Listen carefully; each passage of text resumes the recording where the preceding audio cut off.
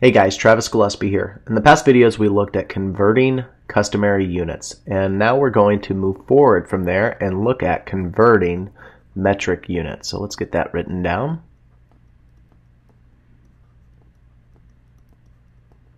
Now there are a few tricks that will help you when converting metric units.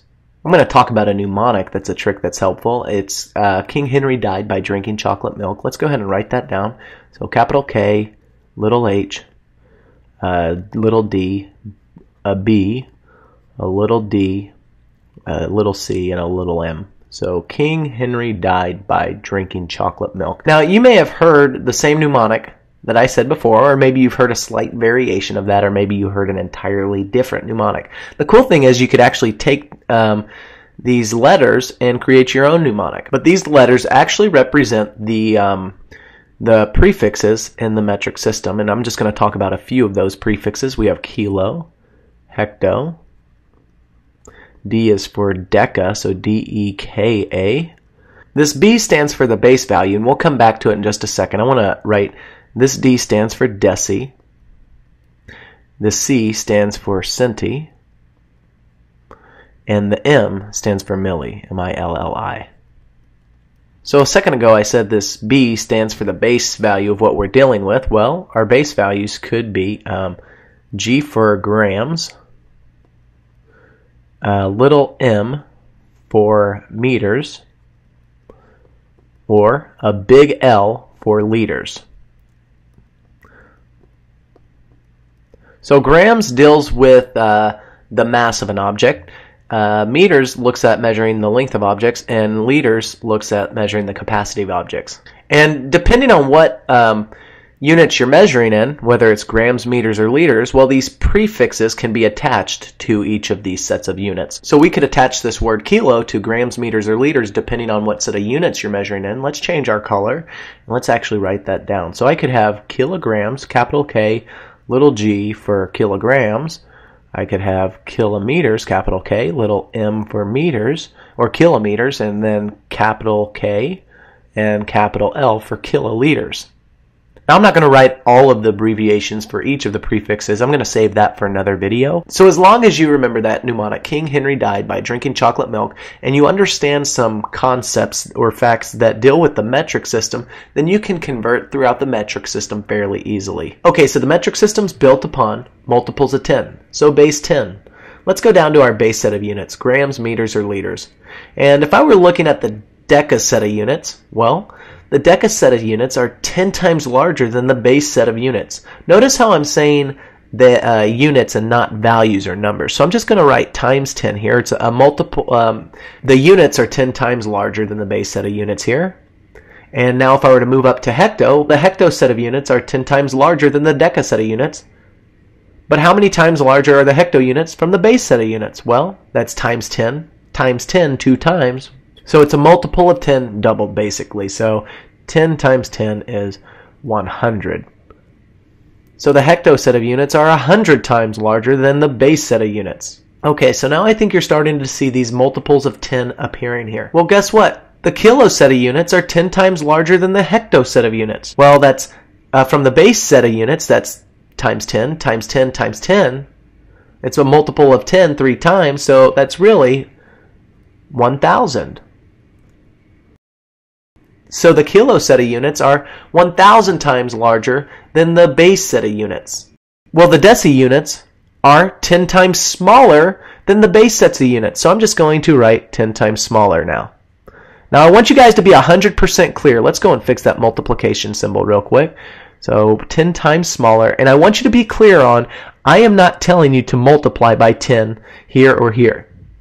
All I'm stating is a fact that these are multiples of 10. Some of the units are larger than the base set of units. Some of the units are smaller than the base set of units, and they are multiples of 10. So the deci units are 10 times smaller than the base units. Well, let's go down to our next set of units, the centi set of units, and I'm noticing there's not an I after centi, so let's go ahead and fix that real quick.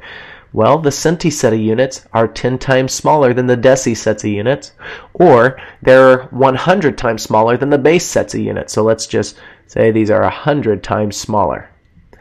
And the milli units, they are 10 times smaller than the centi units, or they are 1,000 times smaller than the base sets of units. So let's just go ahead and write down 1,000 times smaller here. Okay, let's go ahead and create a little bit more room. So I need to copy all of this information and just slide it on over. Cool. So now we've got more room to play with here. Well, earlier I stated that deca, hecto, and kilo, these sets of units are larger than the base set of units, and deci, centi, milli, they are smaller than the base sets of units. Let's go over and draw some arrows real quick. Arrows on here. Okay, so deca, it's 10 times larger, hecto, 100 times larger, kilo, 1,000 times larger, and deci, 10 times smaller, centi, 100 times smaller, milli, 1,000 times smaller than the base sets of units. But I told you, these aren't telling us to multiply here. It's just telling us that they're multiples of 10. But how do we move upward or downward along these sets of units? Well, one of the most common that will help you get started is called the stair-step method or the metric staircase. So let's just start here at a kilo. And I'm just going to draw a staircase pretty quick here.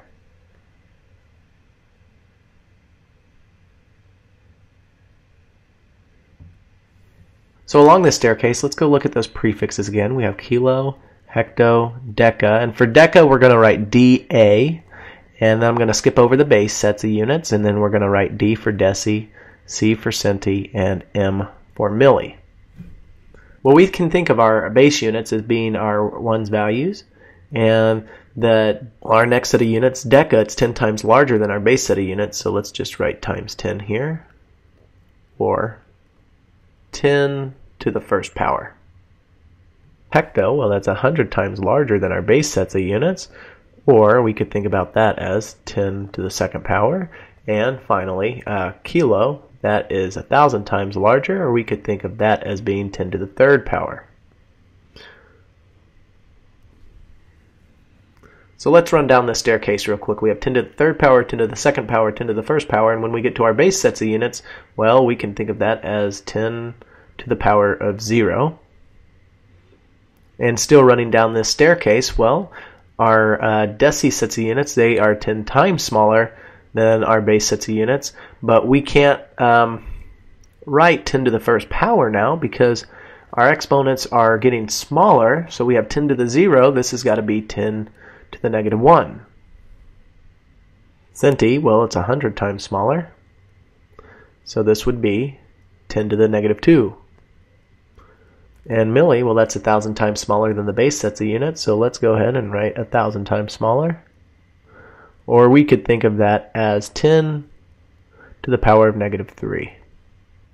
And just for 1 second, let's go ahead and write G for grams here, M for meters here, and a big L for liters. But how do we actually run up or down this staircase? How can we convert between metric units?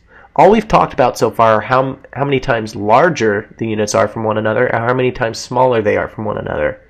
All I've talked about are the units. We haven't talked about any numbers.